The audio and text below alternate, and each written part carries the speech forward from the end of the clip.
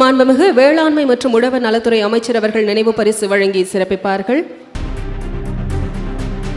40க்கு 40 என்பது எண்ணிக்கையை கடந்த மக்களின் நம்பிக்கை. அதனை பறைசாற்றும் விதமான நினைவு பரிசு தற்போது மாண்புமிகு தமிழ்நாடு முதலமைச்சர் அவர்களுக்கு வழங்கப்படுகிறது.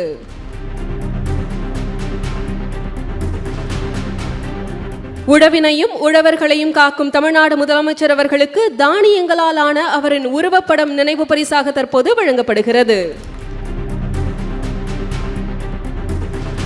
தற்போது தருமபுரி மாவட்ட நிர்வாகத்தின் சார்பில் தருமபுரி மாவட்ட ஆட்சியர் அவர்கள் மாண்புமிகு தமிழ்நாடு முதலமைச்சர் அவர்களுக்கு நினைவு பரிசு வழங்கி சிறப்பிக்கிறார்கள்.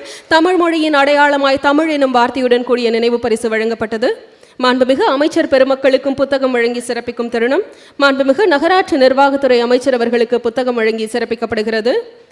மாண்புமிகு வேளாண்மை மற்றும் உழவர் நலத்துறை அமைச்சர் அவர்களுக்கும் புத்தகம் வழங்கி சிறப்பிக்கப்படுகிறது. தருமபுரி மாவட்டத்தின் கட்டமைப்பு திராவிட மாடல் ஆட்சியில் மேலும் வலுப்பெற்றுள்ளது. முதலமைச்சரின் சாலை மேம்பாட்டு திட்டத்தின் கீழ் 302 கோடி ரூபாய் மதிப்பீட்டில் தருமபுரி மொரப்பூர் இருவழிச்சாலை 4 வழிச்சாலையாக மேம்படுத்தப்பட்டுள்ளது.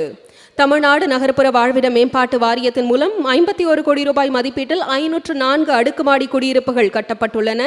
மேலும் அரசு கல்லூரியில் ஆய்வகங்கள், விளையாட்டு அரங்கங்கள், அரசு பள்ளியில் கூடுதல் வகுப்பறைகள், துணை சுகாதார நிலையம், நகர்ப்புற வீடற்றவர்களுக்கான தங்குமிடம், வனத்துறை கட்டடம், புதிய நகர்ப்புற பேருந்துகள் இயக்கம் உள்ளிட்ட தருமபுரி மாவட்டத்தில் பல்வேறு துறைகளின் சார்பில் 444 கோடியே 77,71,600 ரூபாய் மதிப்பீட்டில் நிறைவுற்ற திட்டப்பணிகளை திறந்து வைக்கும்படி மாண்புமிகு தமிழ்நாடு முதலமைச்சர் அவர்களை அன்புடன் அழைக்கிறோம்.